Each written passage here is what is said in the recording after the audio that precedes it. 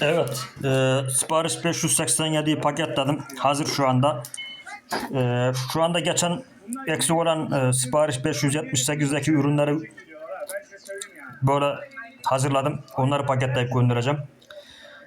Eksik olan ürünler Elazığ'dan Metin Yont ustamıza hayırlı olsun. Boru tamir yama seti. Bu da 30 tane yedek kaynatma parçaları. Bu da boru park giderici aparatı. Kendisine hayırlı uğurlu olsun.